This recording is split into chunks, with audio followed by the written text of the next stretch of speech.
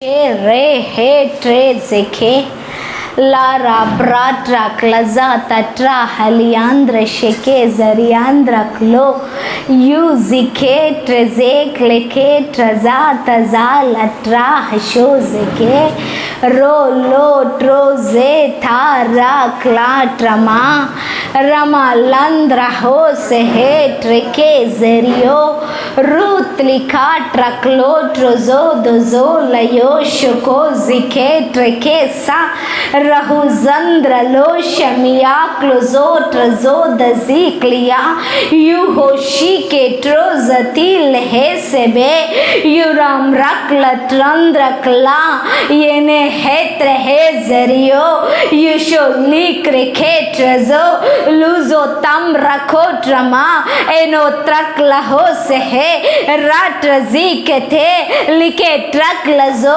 eno rak raha trasa rema landra khe neke kandra truna tala bro ya se he se kedra oro troze khe uzo la atro se he namro trandra kloshama rab rahe taluze khe yu se ke trazadho ro troze khe ram ho samyandra sheke zara traze leke treke ratra sako zako ra hasho zalo zo troze ke zato lu ramyandra klehe దేవుని నామానికి మహిమ కలుగును గాక. హల్లెలూయా హల్లెలూయా హల్లెలూయా. మరొక ఆదివార దినాన్న పునరుద్ధాన దినాన్న మనందరం కలిసి దేవుడి నామాన్ని మహిమపరచటానికి ఏకముగా కూడినందుకు నేను దేవుడి నామాన్ని మహిమపరుస్తున్నాను. Praise the lord, praise the lord, praise the lord. వినిపిస్తుందన్నమాట. అందరు రెండు చేతులు జోడించి పక్క వాళ్ళకి వందనాలు చెప్పండి. Praise the lord, praise the lord, praise the lord. Hallelujah. అయితే ఇప్పుడు నేను మాట్లాడిన అన్య భాషలకి అర్థం ఏంటో నేను చెప్తాను. ఇప్పుడు కొద్దిసేపు ఒక 5 నిమిషాలు మాట్లాడాను కదా, దానికి అర్థం చెప్పకపోతే ఏదో మాట్లాడింది అని అనుకుంటారు. అట్లా కాకుండా ఏం మాట్లాడానో దానికి అర్థం నేను చెప్తున్నాను. ప్రభువా, నిలబడుతున్న నేను, కానీ మాట్లాడాల్సింది మీరు మాత్రమే.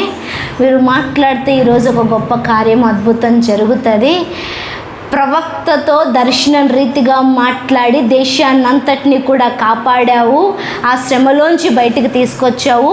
ఈరోజు నువ్వు మాట్లాడి వీళ్లను ఈ తరానికి ఒక ప్రవక్తలుగా నిలబెట్టండి, కాపరులుగా కాచేవారిగా నిలబెట్టండి. నువ్వు మాట్లాడితే ఈరోజు ఒక గొప్ప ఉజ్జీవం వస్తుంది. ఆ ఉజ్జీవం వీళ్ళు రగులుకొనుగాక అని నేను మాట్లాడాను అన్య భాషలో. దానికి అర్థం అది. నేను మాట్లాడుతుంటే లోపల నాకు అర్థం అంటే, ఇప్పుడు నేను ఇంగ్లీష్లో మాట్లాడితే పక్కన తెలుగులో ట్రాన్స్లేషన్ ఇంకొకరు ఎట్లా చెప్తారో అట్లాగా నేను ఇక్కడి నుంచి మాట్లాడుతుంటే నా లోపల నాకు ఈ స్వరం వినబడుతుంది, నాకు ఈ లోపల స్వరం వినబడుతుంది. నేనేదో కాబట్టి వినిపించినాను కదా, అందరికీ వినిపిస్తుంది. అన్య భాషలు మాట్లాడే ప్రతి ఒక్కరికి కూడా అన్య భాషల తర్జుమా చేసే వరాన్ని కూడా దేవుడు ఇస్తాడు. చాలా రేరు, ఎవరికో కానీ పొందుకోరు. అయితే మనం కాన్సన్ట్రేషన్తో ప్రభువా దీనికి అర్థం ఏంటో నాకు చెప్పు అని అడిగితే దేవుడు మర్మాన్నే భూమికి పునాదులు ఎలా వేసాడో చెప్పాడు. ఈ మాట్లాడిన భాషకు అర్థం చెప్పడా చెప్తా. ఇంకొంచెం వాయిస్ పెంచా. దేవుడు అద్భుత కార్యాలు చేసేవాడు. అయితే మన జీవితాలకు ఎప్పుడు కూడా దేవుని కాపుదల ఉండాలి. ఏముండాలా? దేవుని కాపుదల ఉండాలి. ఆ కాపుదల మనము డైరెక్ట్గా ప్రభువుతో సంబంధాన్ని కలిగి తెచ్చుకోగలము. రెండోది, మన పక్షాన విజ్ఞాపన చేసే యాజకులు అంటే సేవకుల ద్వారా మనము ఆ కాపుదలను తెచ్చుకోవాలి. దేవుని కాపుదల లేకపోతే జీవితానికి ఎంతో నష్టం.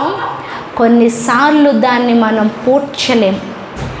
జరిగిన నష్టాన్ని మనము సరి చెయ్యలేం. ఇంకా అది ఎప్పటికీ కూడా జరగదు. కొన్నిసార్లు మన జీవితంలో వచ్చే పరిస్థితిని బట్టి, అంటే కష్టాన్ని బట్టి దూరం అయిపోతాయి. ఏంటి దేవుడు పట్టించుకోడా అని. కొన్నిసార్లు మనకున్న దీవెని బట్టి కూడా మనం దేవునికి దూరం అయిపోతాం. అంటే ఏంటి, సుఖం ఎక్కువైపోయి, లేకపోతే తినడానికి 3 పూట్లా ఉండి, ఏ కష్టం, ఏ బాధ, ఏ అప్పు, ఏ దిగులు లేనప్పుడు కూడా కొన్నిసార్లు దేవునికి దూరం అయిపోతాం. అయితే మనం ఎప్పటికప్పుడు చెక్ చేసుకోవాలి, నేను దేవునికి దగ్గరగా ఉన్నానా, దేవునికి దూరంగా ఉన్నానా, దేవుని కాపుదల నా మీద ఉందా, దేవుని కాపుదల నా మీద లేదా అని.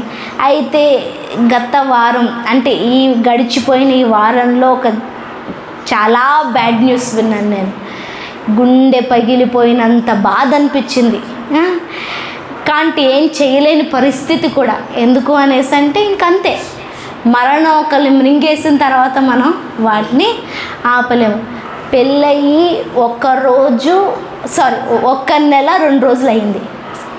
పెళ్ళయి 1 నెల 2వ రోజు జరుగుతుంది. 2 రోజు కూడా పూర్తి కూడా అయిపోలేదు. అబ్బాయికి హార్ట్ అటాక్ వచ్చి చనిపోయాడు.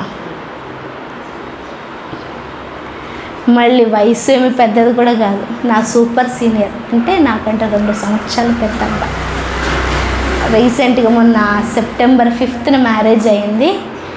నిన్న అక్టోబర్ 7th వాళ్ళ మేనకోడలు కేక్ కట్ చేయించాడు. అదేంటి, అందరికీ స్కూల్లో కేకులు పంచిపెట్టాడు. ఇంటికి వచ్చి కూర్చున్నాడు.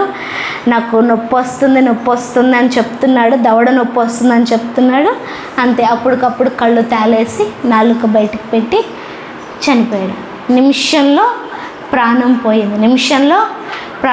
హాస్పిటల్కి వెళ్ళి తీసుకెళ్తే ప్రాణం ఎప్పుడో పోయింది అనేసి అన్నారు. ఆ కుటుంబానికి ఆ యొక్క బాధ, లేకపోతే ఏం చెప్పాలంటే దాన్ని ఫస్ట్ టైం ఒకరితో మాట్లాడడానికి నాకు మాటలు రాలేదు. ఏం మాట్లాడాలో నాకు అర్థం కాలేదు. లిటరల్గా బాధపడద్దు అని చెప్పలేము, బాధపడండి అని చెప్పలేము. గొల్లు ఆ కుటుంబం మొత్తం ఏడ్చే ఏడుపుకి ఏం మాట్లాడాలో కూడా నాకు అర్థం కాలేదు.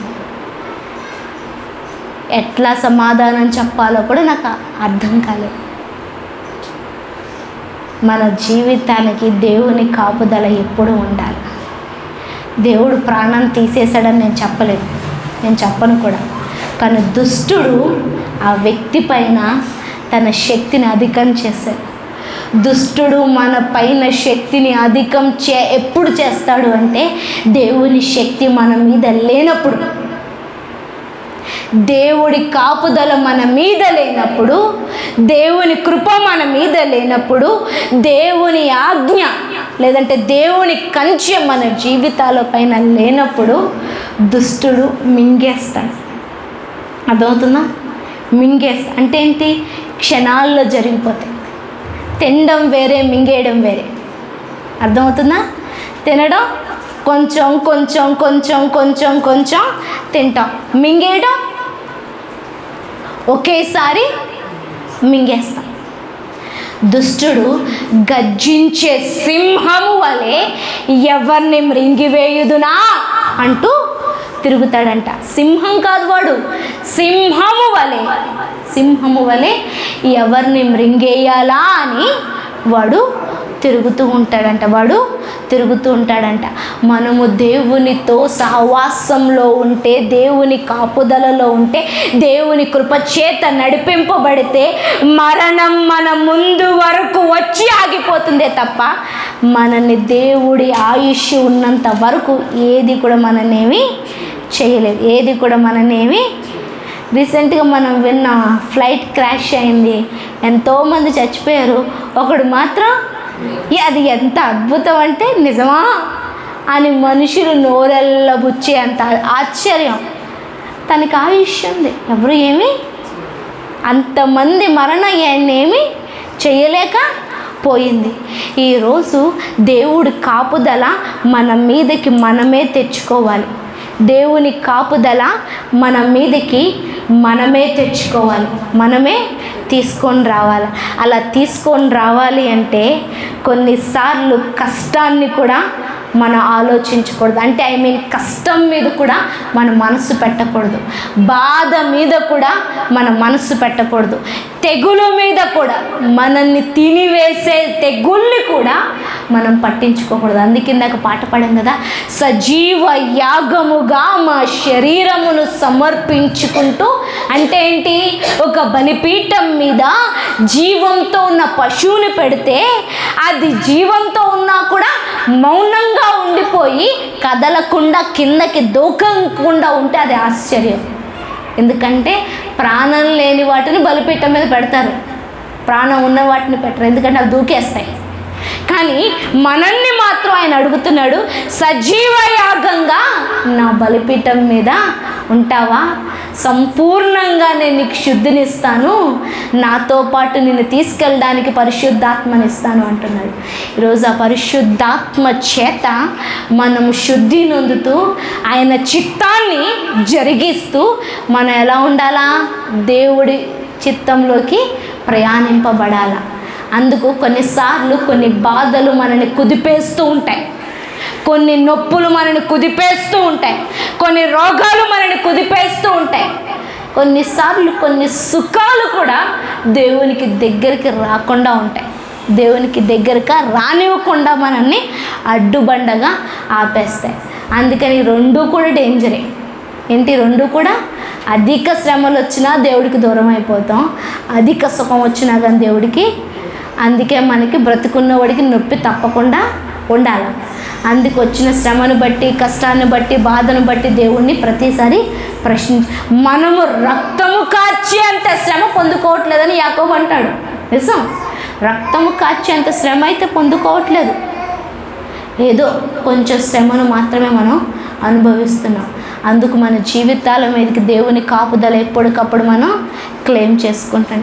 ఈ కుటుంబం ఒకప్పుడు నిజంగా చాలా ఆత్మీయంగా, అంటే మా టీంలోనే ఉండేవారు అనమాట. ప్రతిరోజు ప్రతి ఆల్ నైట్ ప్రేయర్కి, ప్రార్థనలో, ప్రతి మీటింగ్కి దేవుని పరిచర్య కోసం ఎండి మిరపకాయలు తొక్కలు అలవటానికి వెళ్ళి చేతులు కాల్చుకొని వచ్చి సేవకి డబ్బులు ఇచ్చిన కుటుంబం అన్నమాట.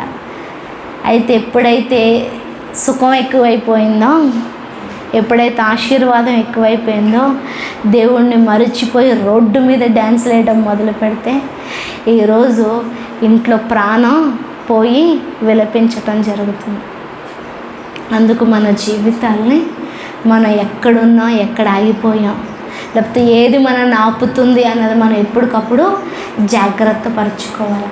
మీకైనా నాకైనా దేవుడి కాపుదల అవసరం. మీకైనా నాకైనా సేవకుల ప్రార్థన చాలా అవసరం, సేవకుల కాపుదల చాలా అవసరం, సేవకుల కాపుదల చాలా అవసరం.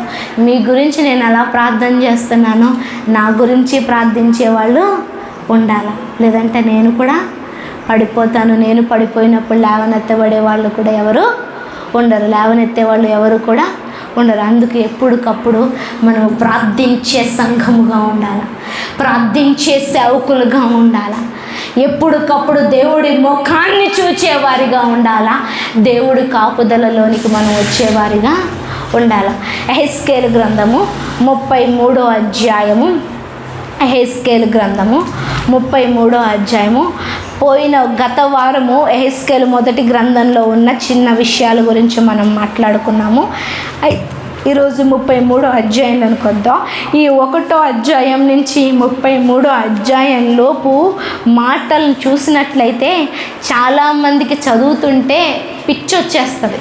నా వైపు చూడండి, చాలామందికి చదువుతుంటే చిరాకు వస్తుంది, విసుగు వస్తుంది.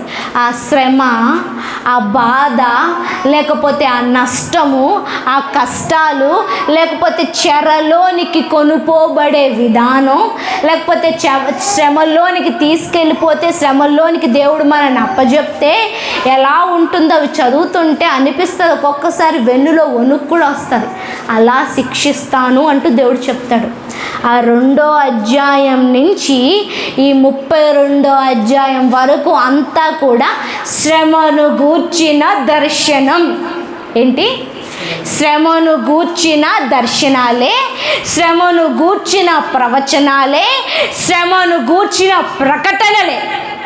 శ్రమను గూర్చిన ప్రకటన. ఎందుకు అంటే దేవుడి ప్రజలు దేవుని మాటను వినకపోవటం వల్ల వచ్చిన శ్రమ. ఏంటి? దేవుని ప్రజలు.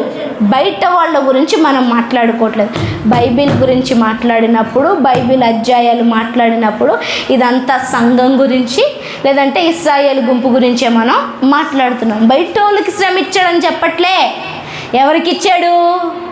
తన ప్రజలు, తన నిబంధన ప్రజలు, తాను ప్రేమించిన ప్రజలు, తాను ప్రేమించిన ప్రజల కోసం సముద్రాన్ని పాయలు చేశాడు, ఆకాశాన్ని నుంచి మన్నాను కురిపించాడు, ఎన్నో ఎన్నో అద్భుతాలు చేశాడు, శత్రువులను దుమ్ములాగా దులిపేశాడు. అయినప్పటికీ కూడా ఈ ప్రజలు దేవుని మాటను వినకపోతే దేవుడు ఏం చేశాడంట? దాసులుగా అప్పచెప్పేశాడంట. ఎవరికి? అన్య దేశానికి. ఎవరికి? అన్య దేశానికి. నెబుకద్నెజర్ లాంటి రాజులు వచ్చి ఈ దేశం పైన దాడి చేసి ప్రజలందరినీ దోచుకొని సొమ్మును, ఆశీర్వాదాన్ని, పశువుల్ని దోచుకొని వెళ్ళిపోతుంటే దేవుడు మౌనంగా ఉండిపోయాడు. మౌనంగా ఉండాల్సి వచ్చింది. మౌనంగా ఉన్నాడు. కారణం ఏంటంటే ప్రజలు క్రమశిక్షణ తప్పి తమ ఇష్టానుసారంగా జీవిస్తే అలాంటి ప్రజలను క్రమంలో పెట్టడానికి, అలాంటి ప్రజల్ని క్రమంలో పెట్టడానికి. అందుకు మన దేవుడు గొప్ప దేవుడు మాత్రమే కాదు, ఒక మంచి క్రమశిక్షణలో పెట్టే తండ్రి అయి ఉన్నాడు కూడా. ఏంటి? మంచి క్రమశిక్షణలో పెట్టే తండ్రి అయి ఉన్నాడు. ఎందుకు ఈ మాటను చెప్తున్నానంటే, పిల్లలు మంచి పనులు చేసి ఉన్నత స్థితిలో ఉన్నారనుకో, తల్లిదండ్రులు భలే పెంచారా అంటారు. ఏమంటారు? తల్లిదండ్రులు బాగా పెంచారా అంటారు. అదే పిల్లలు ఆంబోతుల్లాగా అందరికీ నష్టాన్ని కలుగజేసేవారిలాగా, ఉపయోగం లేకుండా, తగిన సమయం వచ్చినప్పుడు కష్టపడకుండా, అందరి ముందు పనికి మాలినోళ్ళలాగా తిరిగితే ఏం పెంచారా వాడిని? ఆంబోతులా తిరుగుతున్నాడు, అందరి మీద గొడవే అని అంటారు. అందరి మీద అంటే ఏంటి? ఒక వ్యక్తి గొప్పవాడవ్వాలన్నా, ఒక వ్యక్తి పనికి మాలినోడుగా తయారవ్వాలన్నా కానీ పెంపకంలో చాలా అవసరం. పెంపకంలో చాలా ప్రభావం ఉంటుంది. పెంపకం చాలా ప్రభావం ఉంటుంది. ఈరోజు ఆ పెంపకానికి వీళ్ళు ఒప్పుకోవట్లే. ఎవరు? ఇశ్రాయేలు ప్రజలు. ఆ పెంపకానికి ఇశ్రాయేలు ప్రజలు ఒప్పుకోవట్లేదు. అయితే వాళ్ళను శిక్షలోనికి, క్రమశిక్షణలోనికి నడిపించడానికి దేవుడు వాళ్ళని చెరలోనికి అప్పచెప్తున్నాడు. ఎక్కడికి అప్పచెప్తున్నాడు? చెరలోనికి అప్పచెప్తున్నాడు, శ్రమలోనికి అప్పచెప్తున్నాడు, రోగానికి అప్పచెప్తున్నాడు, ఖడ్గానికి అప్పచెప్తున్నాడు, క్షామం అంటే కరువుకు అప్పచెప్తున్నాడు, రాజు పరిపాలన, వేరే రాజు బానిసత్వానికి అప్పచెప్తున్నాడు, వేరే బానిసత్వానికి అప్పచెప్తున్నాడు. అయితే ఈరోజు దేవుడు మీతో నాతో మాట్లాడుతున్న మాట ఏంటో ఒకసారి చూద్దాము. యెహెజ్కేలు గ్రంథము, యెహెజ్కేలు గ్రంథం ఎవరైనా పేజ్ నెంబర్ చెప్తారా? 715, పేజ్ నెంబర్ 715, 33వ అధ్యాయము 1 నుంచి 9 వచనాలు అందరం కలిసి చదువుదామా? అందరం కలిసి చదువుదామా? నేను 1, 2, 3 అంటాను, మనం స్టార్ట్ చేసుకుందాం. యెహెజ్కేలు గ్రంథము 33వ అధ్యాయము 1 నుండి 10 వచనాలు. 1, 2, 3 స్టార్ట్. మరియు యెహోవా వాక్కు నాకు ప్రత్యక్షమై ఇలాగు సెలవిచ్చెను, నరపుత్రుడా, నీవు నీ జనులకు సమాచారము ప్రకటించి వారితో ఇట్లనుము, నేను నొకానొక దేశము మీదికి ఖడ్గమును రప్పింపగా ఆ జనులు తమలో ఒకరిని ఏర్పరచుకొని కావలిగా నిర్ణయించిన ఎడల అతడు దేశము మీదికి ఖడ్గము వచ్చుట చూచి బాకా ఊది జనులను హెచ్చరిక చేసిన సమయమున ఎవడైనను బాకానాదము వినియు జాగ్రత్త పడనందున ఖడ్గము వచ్చి వాని ప్రాణమును తీసిన ఎడల వాడు తన ప్రాణమునకు తానే ఉత్తరవాది. బాకానాదము వినియు వాడు జాగ్రత్త పడకపోయెను గనక తన ప్రాణమునకు తానే ఉత్తరవాది. ఎలయనగా వాడు జాగ్రత్త పడిన ఎడల తన ప్రాణమును రక్షించుకొనును.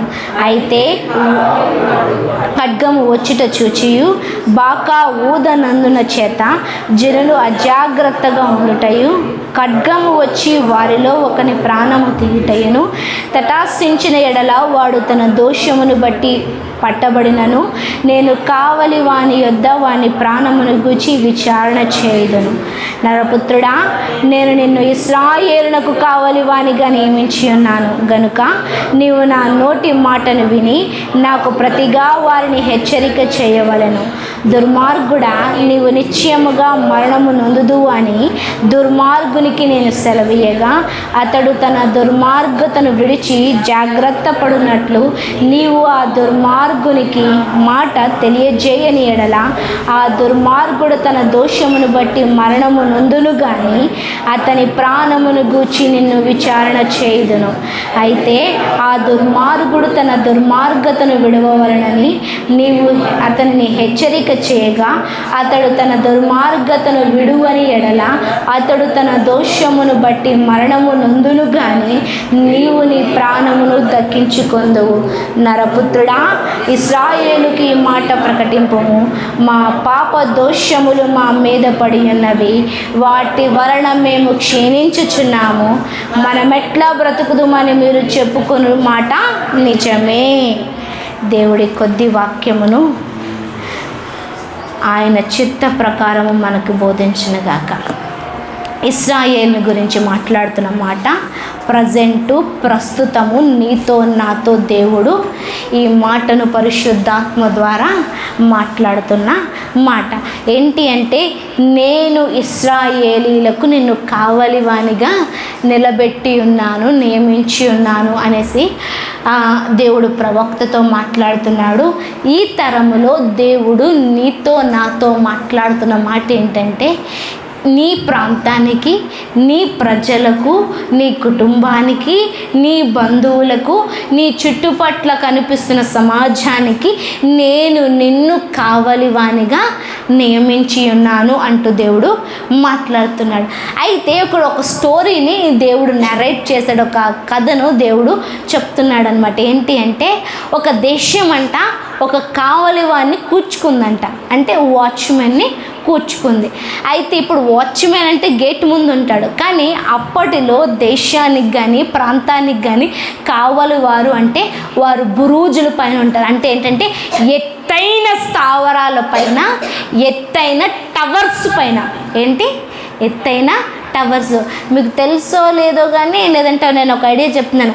ఆ బాల్నగర్ నుంచి సికింద్రాబాద్ వెళ్ళే టైము ప్రాంతం ఉంటుంది కదా, అదంతా ఒక సైడ్ అంతా మిలిటరీ ఏరియా ఉంటుంది.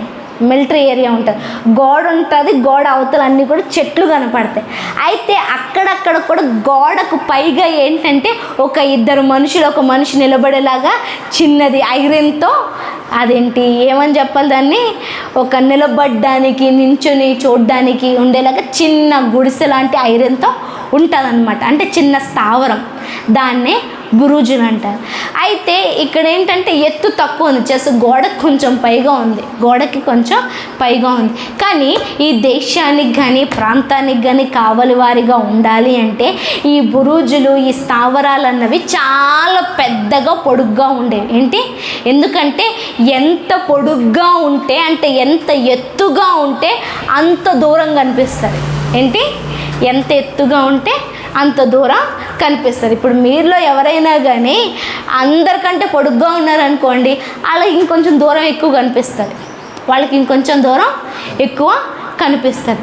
అందుకు ఏంటి, కావలి వారిని దేశం నియమించుకుంటే వాళ్ళు శత్రువులు దాడి చేయటానికి వస్తున్నారా, లేదంటే ఏదైనా ప్రమాదం వస్తుందా, లేదంటే ఏదైనా ఆపద వస్తుందా, లేదంటే ఎవరైనా తెలియని వ్యక్తులు వస్తున్నారా, అసలు ఏంటి అనేసి నిత్యము కూడా ఆ ఎత్తైన స్థలాల మీద వాళ్ళు కావలాగా ఉండేవారనమాట. అయితే ఎప్పుడైనా శత్రువులు కానీ లేకపోతే ఒక సమూహము కానీ దాడి చెయ్యటానికి వస్తుంటే వీళ్ళ పని ఏంటంటే ఒక బూర ఊదాల, బాకానాదం అంటారు దాన్ని. బాకానాదం అంటే ఒక శబ్దం చేస్తే ఆ శబ్దానికి అర్థం ఏంటి అంటే ఏదో ఉపద్రవం జరుగుతుంది, ఎవరో వస్తున్నారు, మన మీద దాడి జరగబోతుంది, కాబట్టి మనం జాగ్రత్త పడాలి అనేసి ఆ ప్రాంతము, ఆ దేశం అంతా కూడా అప్రమత్తంగా ఉంటుంది. అంటే ఎట్లా ఉంటుంది? అప్రమత్తం అంటే అలర్ట్గా ఉంటుంది. ఈ మధ్యలో హాస్పిటల్స్లో కానీ స్కూల్స్లో కానీ చాలా ప్లేసెస్లో ఫైర్ అలారం పెడతారు. ఏంటి? ఫైర్. ఎప్పుడైనా చిన్న మంట కానీ అగ్ని వాసన కానీ అగ్ని మంటలు ఆ పొగ కానీ వస్తే వెంటనే అలారం మోగిద్ది, వెంటనే అల్లారం మోగిద్ది. దాన్ని బట్టి ఏంటంటే లోపల ఉన్న వాళ్ళందరూ కూడా ఆ అల్లారానికి పరిగెత్తుకుంటా బయటకు. దానికి అర్థం ఏంటి? ప్రాణాలు రక్షించుకోండి, ఏదో అగ్ని జరగబోతుంది, అగ్ని ప్రమాదం జరగబోతుంది అని అర్థం అన్నమాట. అలాగా దేశాన్ని కాపాడుకోవడానికి, ప్రజల్ని కాపాడుకోవడానికి, తమ ప్రాంతాన్ని కాపాడుకోవడానికి శత్రువుల దాడి నుండి, ఏదో ఉపద్రవం నుండి, ప్రమాదం నుండి కావలి వారిని వారు నియమించుకుంటారు కాపాడబడ్డానికి. అయితే ఈరోజు నీ ప్రజలను, నీ కుటుంబాన్ని, నీ ప్రాంతాన్ని, నువ్వు నిలబడిన నీ రాష్ట్రాన్ని, దేశాన్ని కాపాడుకోవటానికి దేవుడు నిన్ను ఒక కావలివానిగా నియమించాను అంటూ మాట్లాడుతున్నాడు. ఎలా నియమించాడు? కావలివానిగా. లాస్ట్ వారం నేను ఏం మాట్లాడాను? దేని గురించి మాట్లాడాను? పోయిన వారం నేను ఏం మాట్లాడాను? దేని గురించి మాట్లాడాను?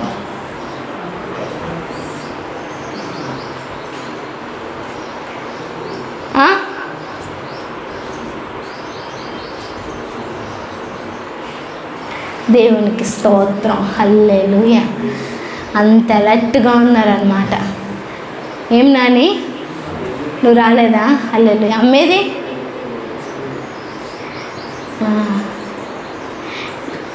పవన్. లాస్ట్ వీక్ నేనేం మాట్లాడాను?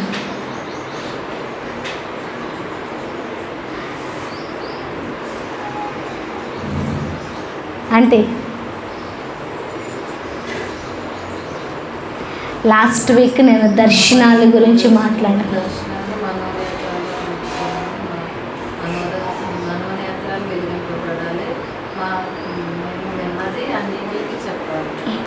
మన మనోనేత్రాలు తెరవబడినప్పుడు, వెలిగినప్పుడు మనం దర్శనాన్ని చూస్తాం. ఆ దర్శనము ఎప్పుడైతే కలుగుతుందో ఎదుటి వారికి మనం చెప్పే స్థితిలో ఉండగలుగుతాం. అప్పుడు ఎదుటి వారిని మనం రక్షించగలుగుతాం.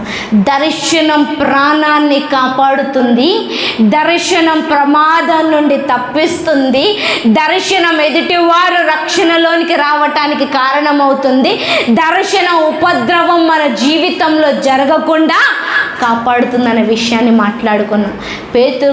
పేతురికి కలిగిన దర్శనం ద్వారా అన్య సమాజంలో ఒక జీవం రేపబడింది. కొర్నేలు ఇంటిలో ఉన్న వారందరూ రక్షణ పొంది బ్యాప్టిజం తీసుకున్నారు అన్న విషయాన్ని మనం మాట్లాడుకున్నాం. ఈ దర్శనం మనకి ధైర్యాన్ని ఇస్తుంది, ఈ దర్శనం మనకు నిశ్చయతనిస్తుంది, ఈ దర్శనం మనకి ముందుకు వెళ్ళేలాగున ఒక మార్గాన్ని చూపిస్తుంది. ఈ దర్శనం దేవుడితో మన అనుసంధానం అవ్వటానికి, అంటే ఏకమైపోవటానికి కృపను చూపిస్తుంది. అందుకు ఎప్పుడు కూడా దేవుణ్ణి, ప్రభువా నీ దర్శనములతో నాకు మాట్లాడండి, నీ చిత్తములో నాకు బయలుపరచండి అని ఎప్పుడు కూడా అడగాలి. ఈ వారం అంతా కూడా దర్శనాలు అడగండి, చూడండి అని కూడా చెప్పాను నేను. దర్శనాలు అడగండి, చూడండి.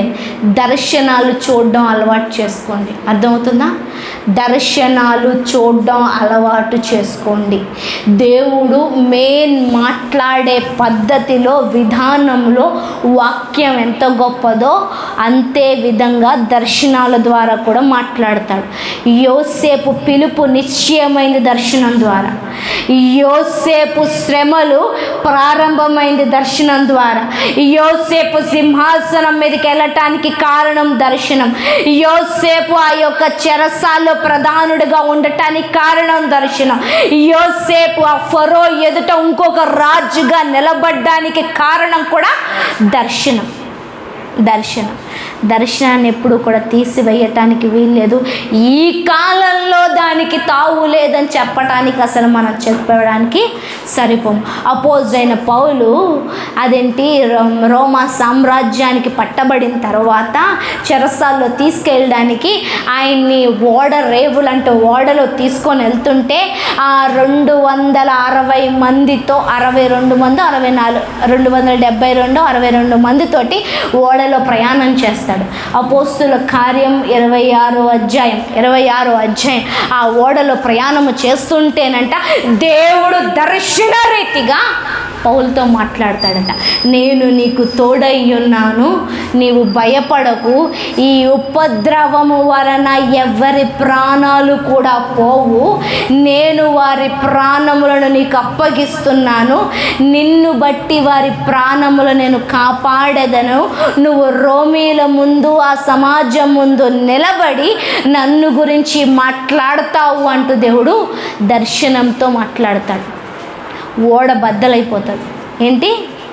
ఓడ బద్దలైపోతే ఆ 272 మంది ప్రాణాలు ఈ యొక్క పౌలు యొక్క మాట ద్వారా, పౌలు యొక్క దర్శనం ద్వారా, పౌలుకి దేవుడిచ్చిన మాట ద్వారా ఒక్కరి ప్రాణం కూడా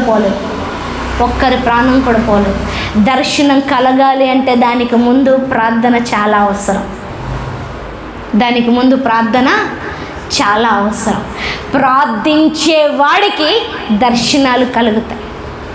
మనకి దర్శనాల మీద ఆసక్తి లేదు, దర్శనాలంటే ఏంటో తెలీదు, లేదంటే దర్శనాలే కలగట్లేదు అంటే దానికి అర్థం ఏంటి అంటే ప్రార్థన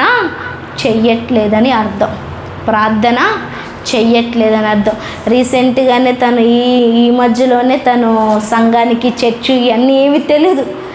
తన అనారోగ్యాన్ని బట్టి దేవుడు సన్నిధికి వస్తుంది.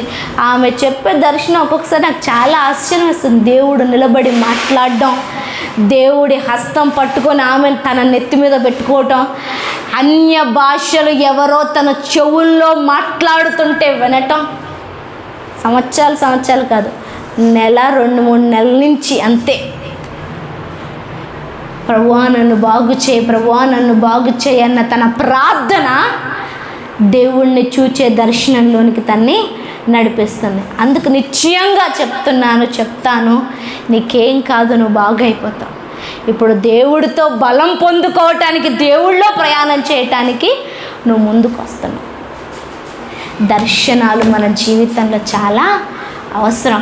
ఇప్పుడు మనం చదువుకుంటున్నామే యెహెజ్కేలు గ్రంథం, నాట్ ఓన్లీ ఇది, ఈ బైబిల్ గ్రంథం అంతా కూడా ఒక దర్శనం అండి. డైరెక్ట్గా దేవుణ్ణి చూసి మాట్లాడి రాసిన వాడెవ్వడూ లేడు.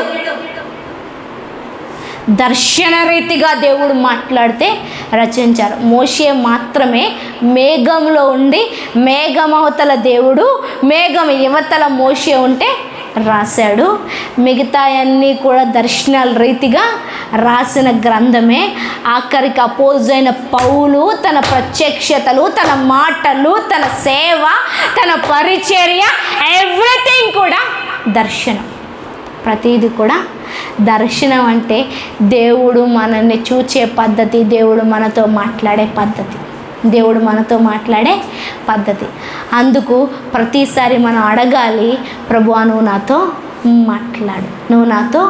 మాట్లాడు. అన్ని వేళలా దేవుడు డైరెక్ట్గా మాట్లాడు. కొన్నిసార్లు దేవుడు దర్శనాల ద్వారా, వాక్యం ద్వారా, సేవకుల ద్వారా, పరిస్థితుల ద్వారా మాట్లాడతాడు.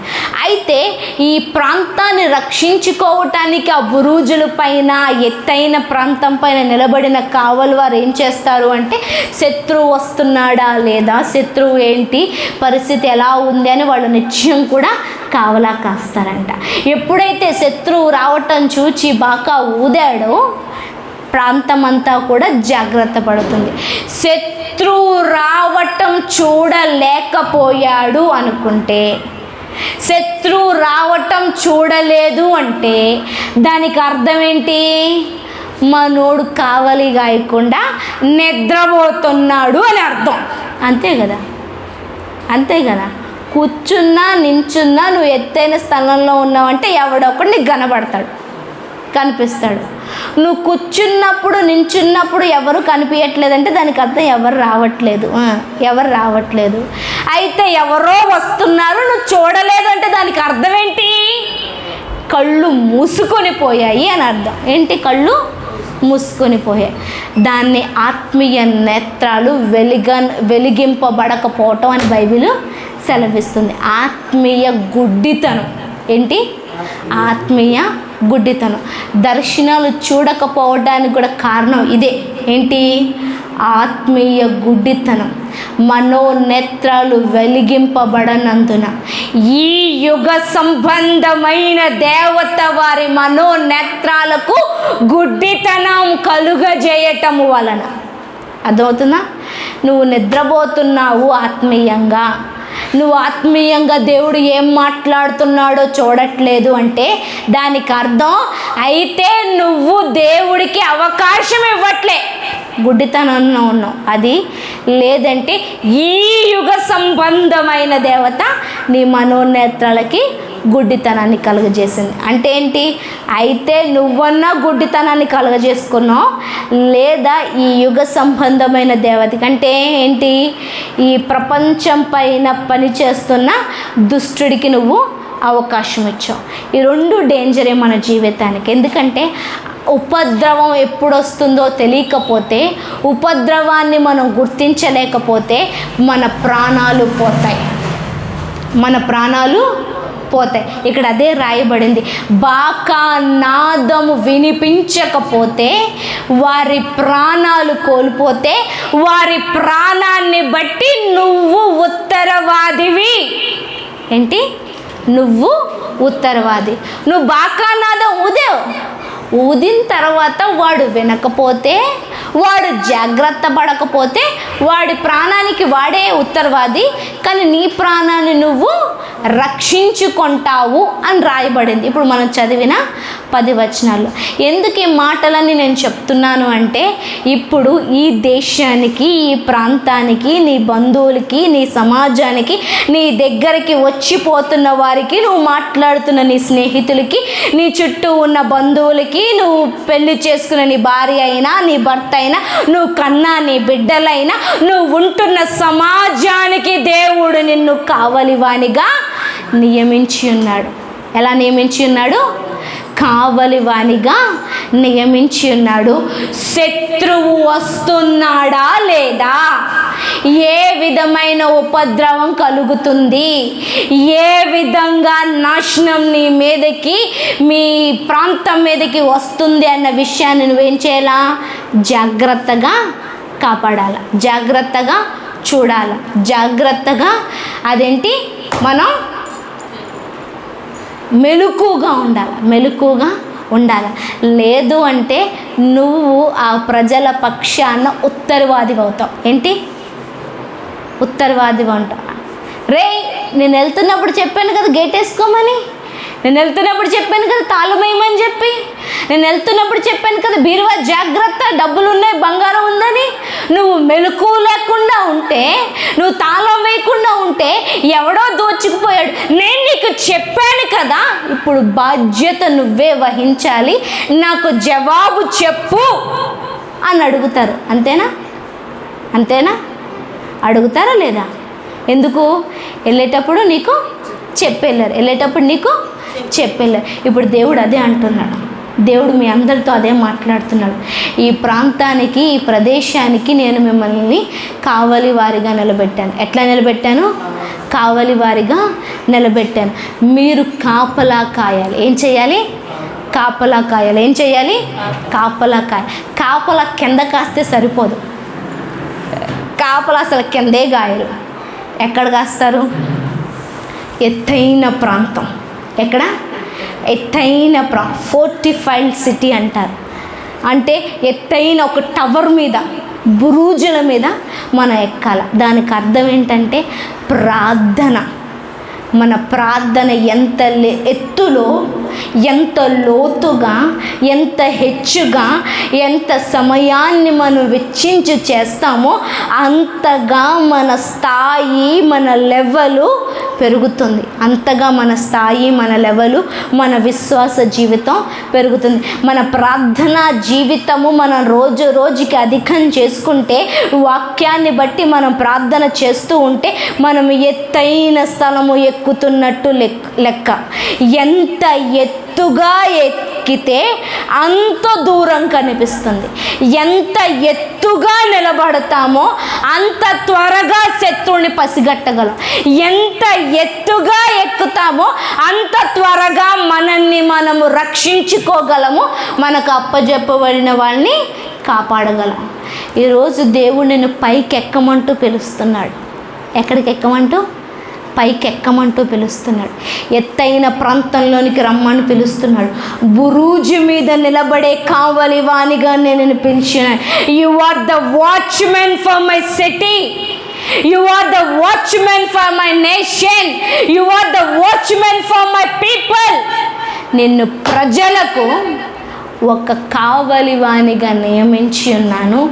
ఎత్తైన స్థలంలోనికి ఎక్కుము అంటున్నాడు. ప్రభువా, నాకు ఓపిక లేదు, నాకు సమయం లేదు, నాకు ఇంట్రెస్ట్ లేదు, నాకు ఇష్టం లేదు, నేను ఎక్కలేను, నేను ప్రార్థన చెయ్యలేను అంటే దేవుడంట నీ ప్రాణానికి జవాబును అడుగుతాడంట. నీ ప్రాణాన్ని బట్టి లెక్క అడుగుతాడంట. ఇది మాత్రమే కాదు, అవతల వాళ్ళ ప్రాణాలందరినీ బట్టి నిన్ను లెక్క అడుగుతాడు. అవతల వాళ్ళ ప్రాణాలన్నిటిని బట్టి. ఈ మాట ఎందుకు చెప్తున్నాను తెలుసా? గత 10-15 సంవత్సరాల క్రితం, ఒక 20 సంవత్సరాల క్రితం మనం చూస్తున్నామే ఈ రష్యా, ఈ సౌత్ అమెరికా, నార్త్ అమెరికా, ఈ సౌత్ ఆఫ్రికా, నార్త్ ఆఫ్రికా, ఇవన్నీ ఆఖరికి ఆస్ట్రేలియా, ఈ కెనడా, ఈ లండన్, ఇదంతా కూడా క్రిస్టియన్ దేశం. ఇదంతా కూడా క్రిస్టియన్ దేశం. అయితే ఇదంతా కూడా బ్లూ కలర్ మ్యాప్తో నింపబడేది. బ్లూ కలర్తో నింపబడేది. అయితే ఈ 20 సంవత్సరాల తర్వాత ఇప్పుడు ప్రజెంట్ సెన్సస్ చూసినట్లయితే ఈ ప్రాంతం అంతా కూడా సకానికి సగం పైగా ముస్లిం దేశం అయిపోయింది.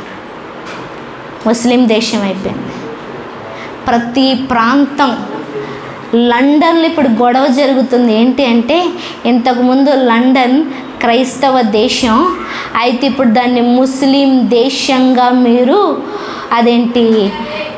అనుమతించండి, ఇది ముస్లిం దేశంగా దీన్ని దృఢపరచండి అంటూ వాళ్ళు ప్రొటెస్ట్ చేస్తున్నారు, గొడవలు చేస్తున్నారు. ఎందుకంటే 80% ముస్లిమ్స్తో నింపబడింది లండన్. ఇప్పుడు 80% ముస్లిమ్స్తో నింపబడింది.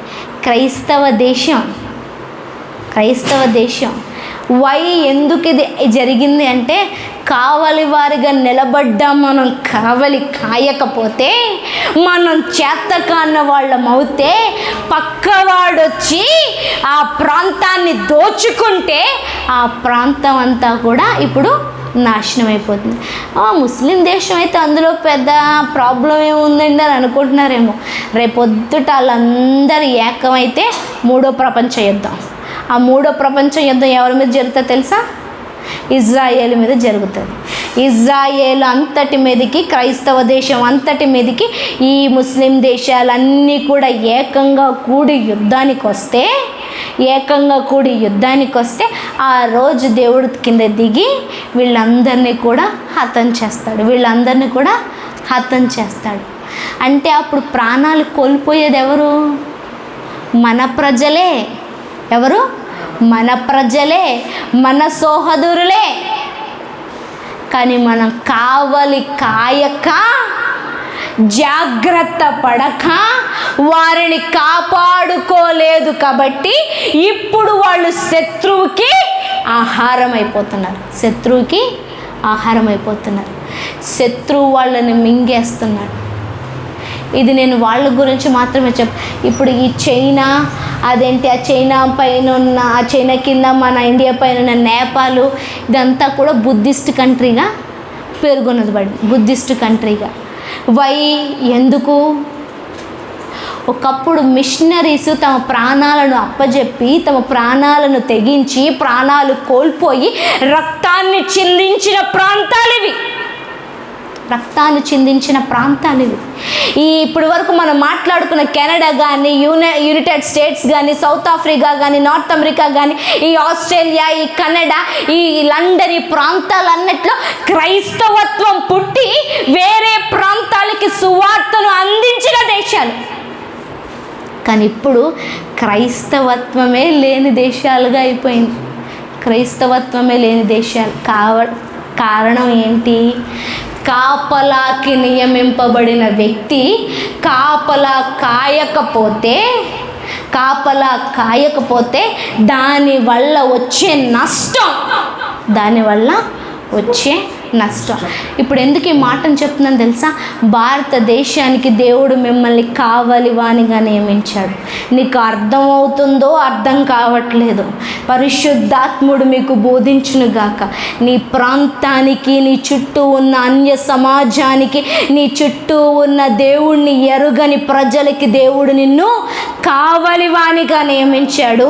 దేవుడి మాటను విని, దేవుడి దర్శనాన్ని చూచి వాళ్ళకు చెప్పాలా, రే నీ మీద ఉపద్రవం రాబోతుంది, నువ్వు దుర్మార్గుడుగా ఉన్నావు, అవినీతి పరుడుగా ఉన్నావు, దేవుడికి నీ క్రియలు నచ్చట్లేదు, రాబోయే ఉపద్రవం ఆపద నుండి తప్పింపబడు అని నువ్వు మాట చెప్తే వాడి దుర్మార్గత నుండి బయటికి వస్తేనంట నిన్ను బట్టి వాడి ప్రాణాలు కాపాడబడతాయంట. అదే చదువుకున్నాం మనం. దుర్మార్గుడు 8వ వచనం, 33వ అధ్యాయం 8వ వచనం, దుర్మార్గుడా నీవు నిశ్చయముగా మరణము నొందుదు అని దుర్మార్గునికి నేను సెలవీయగా అతడు తన దుర్మార్గతను విడిచి జాగ్రత్త పడునట్లు నీవు ఆ దుర్మార్గునికి నా మాట తెలియజేయని ఎడల ఆ దుర్మార్గుడు తన దోషమును బట్టి మరణము నొందును గాని అతని ప్రాణమును గూర్చి నిన్ను విచారణ చేయుదును. దుర్మార్గుడికి చెప్పవలసిన మాటలు చెప్పకపోతే వాడు మరణమవుతాడు, ఎందుకంటే దుర్మార్గమైన పనులు చేశాడు. కానీ అతని ప్రాణాన్ని బట్టి ఎవరిని అడుగుతాడంట? ఎవరిని? నన్ను అని చెప్పండి. ఎవరిని? చేసుకొని, గుండెల మీద చేసుకొని నన్ను అడుగుతాడు దేవుడు. ఇప్పుడు భారతదేశాన్ని గురించి ఎవరిని అడుగుతాడు లెక్క? నన్ను అడుగుతాడు. ఆంధ్ర రాష్ట్రం, తెలంగాణ రాష్ట్రం గురించి ఎవరిని అడుగుతాడు దేవుడు లెక్క? నన్ను. నీ కుటుంబాన్ని గురించి ఎవరిని అడుగుతాడు లెక్క? నన్ను. నీ చుట్టూ ఉన్న ప్రజల నిమిత్తం ఎవరిని అడుగుతాడు? రూతమ్మ ఆంటీ వినిపిస్తుందా? నీ చుట్టూ ఉన్న ప్రజలను బట్టి ఎవరిని అడుగుతాడు? నీ కుటుంబాన్ని బట్టి ఎవరిని అడుగుతాడు? నిన్ను. నీ చుట్టూ ఉన్న బంధువులను బట్టి నువ్వు రోజు అమ్మ బాగున్నావా, తిన్నావా అని పలకరించి అడుగుతున్నావే, రోజు పలకరిస్తున్న వాడికి దుర్మార్గమైన స్థితిలో ఉన్నావు, నీ మీదకి ఉపద్రవం రాబోతుంది, కాపాడుకో అన్న మాట నువ్వు చెప్పకపోతే ఆ బిడ్డను బట్టి విచారణ ఎవరు చేస్తారంట? దేవుడు నిన్ను అడుగుతాడంట. ఏంటి? రే రోజు పిలుస్తున్నావుగా, రోజు నమస్తే చెప్తున్నావు కదా, రోజు ప్రైజ్ లార్డ్ అని చెప్తున్నావు కదా, లేదంటే రోజు అటు ఇటు పోయి తిన్నావా లేదా అని అడుగుతున్నావు కదా, మరి వాడి పరిస్థితి ఏంటి? వాడికి నువ్వు చెప్పనందువల్ల ఇప్పుడు మరణానికి వెళ్ళాడు, నువ్వు చెప్పనందువల్ల కాపుదల లేదు, నువ్వు చెప్పనందువల్ల ఉపద్రవం వచ్చింది, నువ్వు చెప్పటం వల్ల నరకానికి వెళ్ళావు. ఏం చేసావురా అని అడుగుతాను నిన్ను. ఏం చేసావురా? ఈరోజు దీన్ని బట్టి మన దేవుడు మరొకసారి మేలుకొనమంటూ మాట్లాడుతున్నాడు. ఏంటి? మేలుకొనమని మాట్లాడుతున్నాడు. 11వ వచనంలో చూడండి, అక్కడ 10వ వచనంలో అంటున్నారంట ప్రజలు, ఈ మాట ప్రకటింపుము, మా దోషములు మా మీద పడి ఉన్నవి, వాటి వలన మేము క్షీణించుచున్నాము, మనం ఎట్లా బ్రతుకుదుమని మీరు చెప్పుకొను మాట నిజమే. చుట్టూ ఉన్న ప్రజలందరూ కూడా ఇదే స్థితిలో ఉన్నారు. మీకు అర్థమవుతుందో లేదో, మీ ఫ్రెండ్స్ కానీ, మీ కొలీగ్స్ కానీ, మీతో పనిచేసే వాళ్ళు కానీ, మీ బంధువులు కానీ, మీ కుటుంబం వాళ్ళు కానీ, మీ చుట్టూ ఉన్న వాళ్ళు కానీ చస్తూ బ్రతుకుతున్నారు, క్షీణించిపోతున్నారు. నరకానికి దగ్గరగా ఉన్నారు, పాపంలో ఉన్నారు. వాళ్ళు అయ్యో మేము చచ్చిపోతున్నామే, మమ్మల్ని రక్షించేవారు లేరే, ఇందులోంచి ఈ కష్టంలోంచి మమ్మల్ని బయటికి తీసుకొచ్చే వాళ్ళు ఎవరు లేరే అని బాధపడుతున్నారు. వాళ్ళ యొద్దకు దేవుడు మిమ్మల్ని పంపిస్తున్నాడు. నీకు పెద్ద మాటలు చెప్పాల్సిన అవసరం లేదు. ప్రభువా పలానా వ్యక్తిని జ్ఞాపకం చేసుకొని నీ ప్రార్థనలను జ్ఞాపకం చేసుకుంటే చాలు. ప్రభువా ఆ కుటుంబాన్ని, ఆ వ్యక్తిని, నా ఫ్రెండ్ని, నా తండ్రిని, లేదంటే తాగుతున్న ఈ వ్యక్తిని, లేదంటే ఈ అధికారుల్ని, లేదంటే నువ్వు నియమించిన ఈ పరిస్థితిని, లేదంటే ఇది ఇలా జరుగుతుంది, ఒక్కసారి జ్ఞాపకం చేసుకో అనేసి నువ్వు రాత్రి పడుకునే ముందు ఒక్కసారి వారిని దేవుడికి అప్పచెప్పి పడుకుంటే రేపు పొద్దుట నువ్వు కనిపించిన రోజు ఏదో ఒక రోజు నీ దగ్గరికి పరిగెత్తుకుంటూ వస్తాడు నన్ను రక్షించమని. లేదంటే కష్టం ఉన్న రోజు నీ నోటిలోంచి వచ్చే ఒక్క మాట అయినా కానీ వాడి ప్రాణాలు కాపాడుతుంది. నీ నోటిలోంచి వచ్చే ఒక్క పలుకైనా కానీ జీవితాన్ని నిలబెడుతుంది. నువ్వు నిలబడే నీ సన్నిధి ఉందే, నీ ప్రజెన్స్ ఉందే, నీ ప్రజెన్స్కి దేవుడి ప్రజెన్స్ ఒక్కటయ్యి ఆ వ్యక్తిని ఉపద్రవంలోంచి బయటికి లాక్కొస్తుంది. ఈరోజు దేవుడు నిన్ను మాట్లాడే వ్యక్తిగా పిలుస్తున్నాడు, కావలా కాచే వ్యక్తిగా పిలుస్తున్నాడు, ఎదుటివారి గురించి ప్రార్థించే వ్యక్తిగా పిలుస్తున్నాడు, ఎత్తైన స్థలములో బురుజు మీద నిలబడే వ్యక్తిగా నిన్ను పిలుస్తున్నాడు. ఈరోజు దేవుడు నిన్ను ప్రార్థించమని అడుగుతున్నాడు. ఈరోజు దేవుడు కావలా కాయమని అడుగుతున్నాడు. ఈరోజు దేవుడు నిన్ను నిలబడమని అడుగుతున్నాడు. ఈరోజు దేవుడు నిన్ను ప్రకటించమని అడుగుతున్నాడు. ఈరోజు దేవుడు నిన్ను ఆ వ్యక్తి గురించి విచారణ చేయమని అడుగుతున్నాడు. ఈరోజు దేవుడు విచారణ చేసే వ్యక్తిగా నిన్ను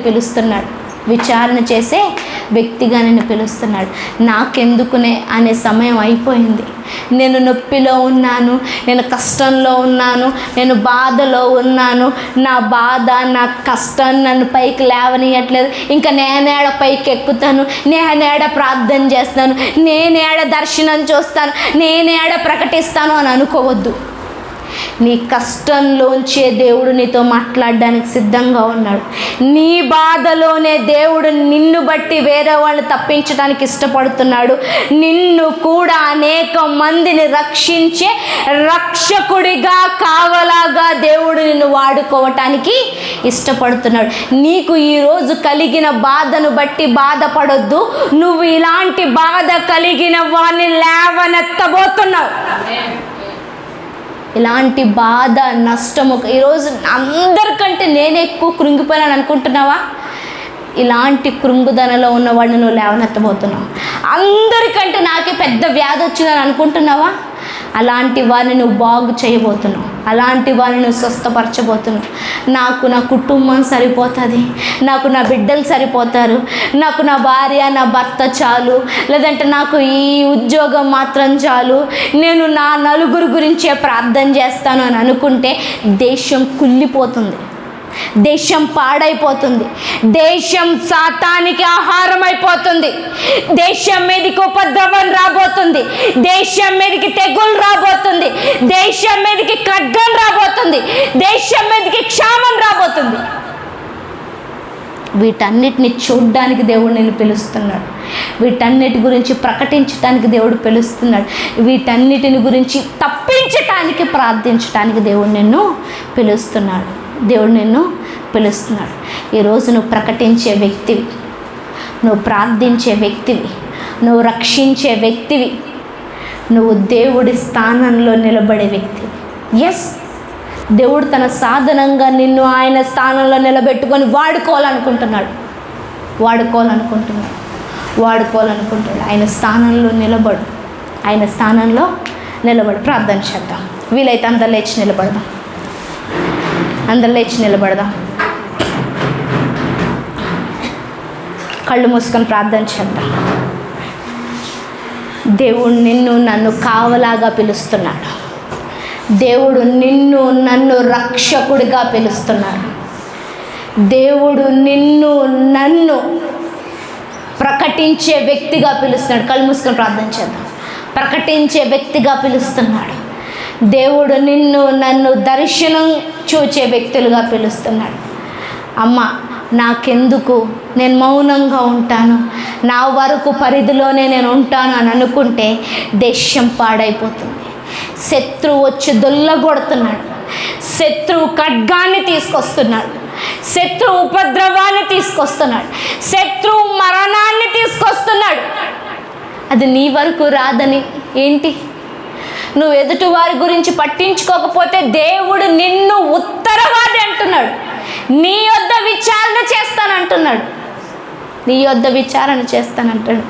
ఎస్, ఈ అంత్యకాలంలో నిన్నొక ప్రవక్తగా పిలుస్తున్నాడు దేవుడు, నిన్నొక ప్రవక్తనిగా పిలుస్తున్నాడు, దర్శనములు చూసే వ్యక్తిగా పిలుస్తున్నాడు, ప్రకటించే వ్యక్తిగా పిలుస్తున్నాడు, సంరక్షించే వ్యక్తిగా పిలుస్తున్నాడు, రక్షకుడుగా పిలుస్తున్నాడు, కావల కాచే వ్యక్తిగా పిలుస్తున్నాడు.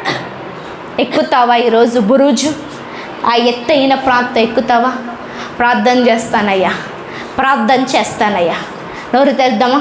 నీ దేశం గురించి ప్రార్థన చేయి, నీ అధికారుల గురించి ప్రార్థన చేయి.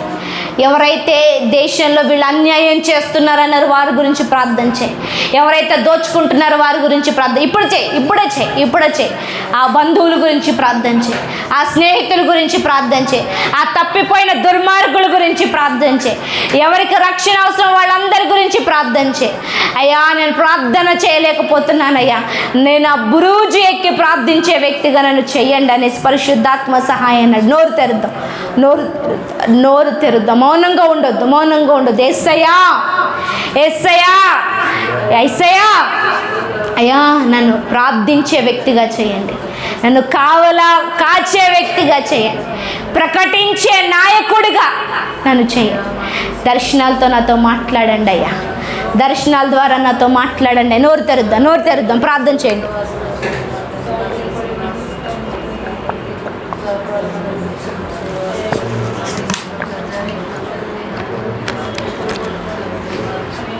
నీకు వందనాలు అయ్యా. ఈరోజు నుంచి ప్రార్థిస్తాను, లేవగానే ప్రార్థిస్తాను, పనుకునే ముందు ప్రార్థిస్తాను, అన్యాయస్తుల గురించి ప్రార్థిస్తాను, దుర్మార్గుల గురించి ప్రార్థన చేస్తాను, అపవిత్రంగా ప్రవర్తించే వారి గురించి ప్రార్థన చేస్తాను. అయ్యా నన్ను విచారణ చేస్తానంటాను, నాతో మాట్లాడండి అయ్యా. నా చుట్టూ ఉన్న వారి గురించి బయలుపరచండి తండ్రి, నా చుట్టూ ఉన్న వారి గురించి దర్శనాలు చూపించండి తండ్రి. నువ్వు ఉన్నావు అని ప్రజలు ఎప్పుడు నమ్ముతారంటే అద్భుతమైన ఆశ్చర్యకరమైన సంగతులను మేము చూసి వారికి చెప్పినప్పుడు నమ్ముతారు తండ్రి. ఎదుటి వారి జీవితంలో ఏం జరుగుతుందో మాకు చూపించండి అయ్యా, ఎదుటి వారి జీవితంలో ఏం జరుగుతుందో మాకు చూపించండి తండ్రి. అయ్యా నాశనం అయిపోతున్న వారి గురించి చూపించండి అయ్యా. ఇదిగో తండ్రి దుష్టుడు మృంగి వేస్తున్న వారి గురించి చూపించండి తండ్రి. అయ్యా రాబోయే ఇది ఉపద్రవాన్ని గురించి చూపించండి తండ్రి. ఎవరైతే పడిపోతున్నారో వారి గురించి చూపించండి తండ్రి. అయ్యా మమ్మల్ని నిలబెట్టండి, మాలో పౌరుషాన్ని కలిగించండి, మాలో ఆతృతను కలిగించండి, మాలో దాహాన్ని పుట్టించండి అయ్యా. మాలో నీ కోసము మండే అయ్యా ఇదిగో తండ్రి ఉజ్జీవాన్ని రేకెత్తించమని అడుగుతున్నాము తండ్రి. కావలి వారిగా నిలబడుదుముగాక, ప్రార్థించే వారిగా నిలబడుదుముగాక, ఉపద్రవం నుండి తప్పించే వారిగా నిలబడుదుముగాక అయ్యా. మా భారతదేశము తండ్రి అయ్యా, మా నాయకులు తండ్రి, పరిపాలించేవారు తండ్రి అయ్యా ఇదిగో తండ్రి ప్రైమ్ మినిస్టర్ తండ్రి అయ్యా, governor, president of India, chief ministers తండ్రి అయ్యా, ఎమ్మెల్యేస్, ఎంపీస్ తండ్రి, అసెంబ్లీ అయ్యా సభ్యులు, ఆ క్యాబినెట్ మినిస్టర్స్ అందరినీ జ్ఞాపకం చేసుకుంటున్నాం తండ్రి అయ్యా. పరిపాలించే నాయకులతో మీరు మాట్లాడండి తండ్రి అయ్యా. ఇదిగో వారి పక్షాన వారిలో మీరు ఉండండి తండ్రి. అవినీతిని తీసివేయండి, అక్రమాన్ని తీసివేయండి, అన్యాయాన్ని తీసివేయమని అడుగుతున్నాం తండ్రి అయ్యా. మా ప్రజని జ్ఞాపకం చేసుకోండి తండ్రి అయ్యా. రానున్న దినాల్లో గొప్ప కరువులు రాబోతున్నాయి అయ్యా, గొప్ప ఇదిగో ఆటంకాలు రాబోతున్నాయి అయ్యా, గొప్ప ఉపద్రవాలు, రోగాలు మీదకి రోగాలు, రాజ్యం మీదకి రాజ్యం, జనం మీదకి జనం, ప్రేమ చల్లారిపోయే రోజుల్లో మేము జీవిస్తున్నాము తండ్రి అయ్యా. ప్రజల్ని కాపాడండి తండ్రి, ప్రజల్ని రక్షించండి తండ్రి. నిన్ను అంగీకరించే మనసును దయచేయండి, నీ వైపు చూసే మనసును దయచేయండి. వీరైతే చేతులు రెండు పైకెత్తి ప్రార్థన చేద్దామా? దేశం గురించి ప్రార్థన చేస్తున్నాం మనం, మీ ప్రజల గురించి, మీ స్నేహితుల గురించి ప్రార్థన చేస్తున్నాం. రెండు చేతులు పైకెత్తి ప్రార్థన చేద్దాం. ప్రభువా, మా దేశాన్ని కాపాడండి. ప్రభువా, మా ప్రజలను కాపాడండి. ప్రభువా, మా బంధువుల్ని కాపాడండి. మా స్నేహితుల్ని కాపాడండి. మా తోటి ఉద్యోగస్తుల్ని కాపాడండి. మా తోటి వ్యాపారస్తుల్ని కాపాడండి. వారి రక్షణ పొందటానికి కృపను చూపించండి. వారి జీవితాల్లో ఉన్న దుర్మార్గతను, పాపాన్ని విడిచిపెట్టి నీలో పరిశుద్ధత పొందటానికి నీ కృపను చూపించండి. వారందరిని గురించి నాకు గురించి విచారణ చేస్తానంటున్నావు. వారందరిని గురించి నన్ను అడుగుతానంటున్నావు. వారందరిని గురించి నన్ను ప్రశ్నిస్తానంటున్నావు తండ్రి.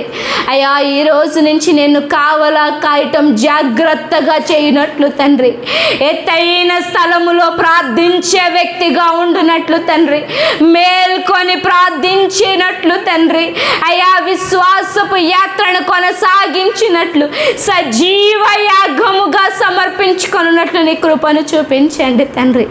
అయ్యా, అలాగు నీ సంఘాన్ని ప్రార్థించే సంఘముగా, దేశము గురించి విచారణ చేసే సంఘముగా, అయ్యా దేశము గురించి విజ్ఞాపన చేసే సంఘముగా మేము ఉండటాన్ని కృపను చూపించమంటూ అలాగున మా అందరినీ సన్నిధికి తీసుకొస్తూ యేసుక్రీస్తు నామంలో ప్రార్థిస్తున్నాము తండ్రి. ఆ విధంగానే ప్రార్థనలో ఉందాము. బలను సమీపిద్దాము. ప్రభువా, నీ రక్తమంలో మమ్మల్ని కడగండి, శుద్ధి చేయండి, పవిత్రపరచండి తండ్రి. నీకు వందనాలు. ఈ వారం అంతా ఒకవేళ చేయాల్సిన ప్రార్థన చేయకపోయి ఉంటే మమ్మల్ని క్షమించండి అయ్యా. నీకు వందనాలు, నీకు వందనాలు, నీకు వందనాలు తండ్రి. నీకు స్తోత్రములు.